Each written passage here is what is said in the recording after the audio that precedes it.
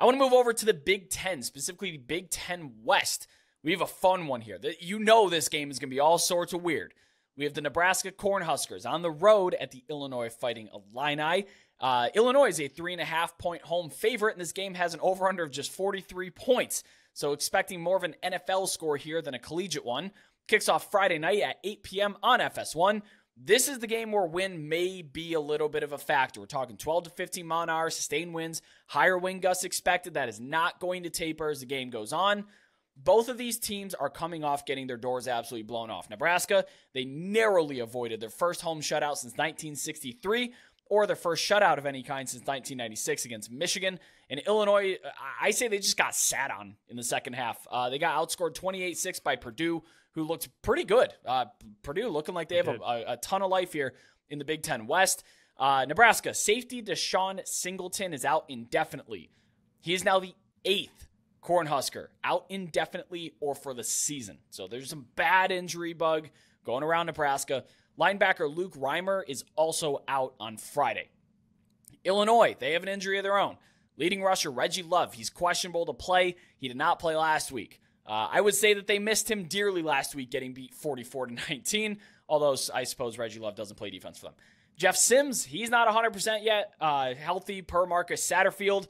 That's probably for the best. I don't know if there's a world in which he makes this offense better in the lineup. You get the higher ceiling, you get the rushing, you get some playmaking, but boy, does it come with a lot of turnovers and boneheaded throws. So I really think he's a net zero to Heinrich Harburg.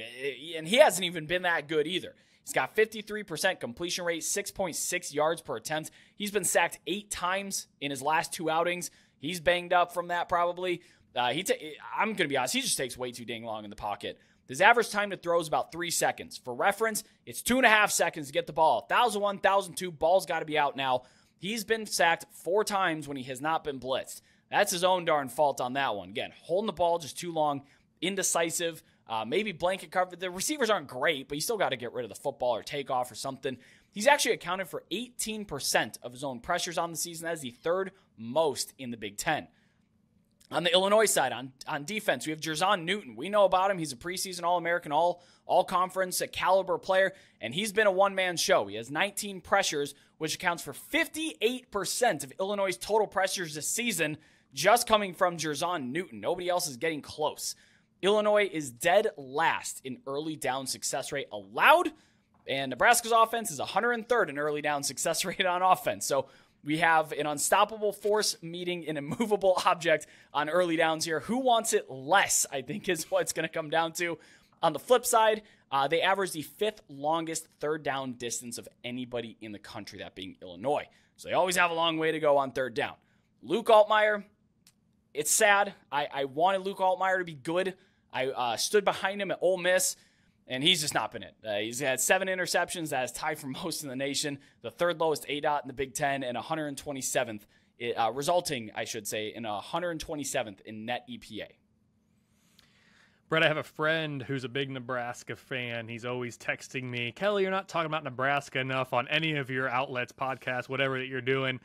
So, Ian, here's for you. It's not going to change my breakdown of it, but we're talking Nebraska here. You can thank Brett and thelines.com for giving you this opportunity to hear about them. At first glance, Brett, you could almost view these teams interchangeably from a numbers standpoint. With both teams at 2-3 overall, 0-2 in conference play, this is a big game for all the wrong reasons for these teams. Each of these teams have an above-average defense, and I'll call it what it is, a bad offense. Each have 0.8 fewer wins than expected through week 5. That ranks number 107 and 108 nationally on the over-underachiever list. So they're very similar in terms of what they're looking like right now. But in terms of trying to differentiate, Illinois' chances to go bowling have fallen from 75% in the preseason to 31%. Nebraska's chances fallen from 63 to 21. The difference in this game could be home field advantage. I have Illinois minus 3.5. It's a 60% win expectancy. Despite the model picking Illinois, the Illini's power rating has fallen 6.5 points this season. That's the 7th largest negative movement in FBS during the year. This change is due primarily to Illinois' defense taking a huge step back this season. They fell from top 10 nationally to number 50 currently. And again, I know their D coordinator left, head coach at Purdue now, and you've got new players, all that stuff. But anytime you're going from top 10 to number 50, that's a big fall in 1 year. And it's maybe suggesting that the fall is not completed yet. They continue to fall every single week. They really need to pick it up on that side of the ball to avoid finishing even lower. For Nebraska, it's been the offense to blame for the underachieving. They've fallen from number 68 in the preseason. They're now number 98 nationally. Listen, I think Rule is a good coach. I think he is the answer at Nebraska. We've seen what he's done to turn around college football programs that have struggled right before his arrival. Usually takes him a year or two to get that train turned around. But once he does, man, they're in good shape. Nebraska's got the history. Nebraska's got, the prestige. They can do this. It's going to hurt that we're getting rid of divisions there for Nebraska's chances to do it, but Rule is the guy, I think. It's just not happening this year, which is okay. He's in his first year.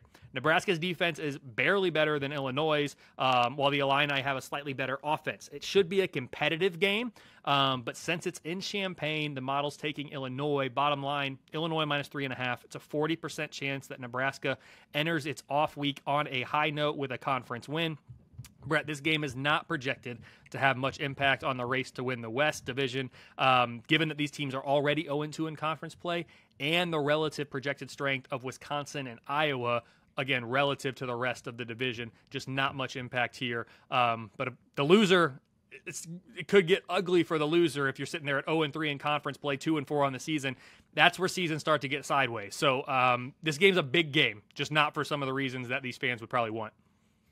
And it's coincidental timing that we're talking about Illinois' defense taking a massive step backwards, because we just saw on Monday Night Football the Seattle Seahawks, Devon Witherspoon having the game of the year for a rookie. Had a score, just shutdown, sacks. Like, he had a heck of a game. And I think Illinois misses him just a smidge out there, along with all the other guys that also departed. Early bettors moved this line from minus 3.5 to minus 2.5. For just a hot second before everybody came in and bought up all the threes. So if you weren't hitting refresh on Sunday afternoon, you definitely missed out on the best of the line. Even if you were doing that, you probably still missed out on the best of the line. It was there for a second, and I don't think we're going to see three again, to be honest here. With a total this low, I think I lean Nebraska with the points. Oh, that feels awful to say, but I've seen some competent football from the Huskers this year, even if it's few and far between. They put the clamps on Minnesota, a game they should have won. I know should have, would have, could have, the story of the Nebraska Cornhuskers for the past half decade. It certainly is. But I haven't seen any competent football from Illinois this year whatsoever. They probably should have lost to Toledo in week one. Nebraska can at least lean on that defense, like you alluded to, especially against an offense like Illinois. Like you said, it's slightly better, but it's not great. Illinois, I don't think they can lean on their defense. The only team that has not scored 20 points on them was FAU, and FAU starting quarterback Casey Thompson tore his ACL early in the game. So they're dealing with a backup here. And mind you, that's a game Illinois probably could have lost too. So we're talking about a 2 wins here against a group of 5 teams that they didn't. Neither one was convincing. It probably could have gone either way for both of those. So I hate this. But my bet here is Nebraska plus 3.5. Matt Rule's 18-8 against the spread as a road dog for whatever that's worth. If you just need a tiny little push, a 1% push to click on Nebraska plus 3.5, that's going to be my bet this time around. I hate that. I really do. I hate betting on the Big Ten West. It always feels bad.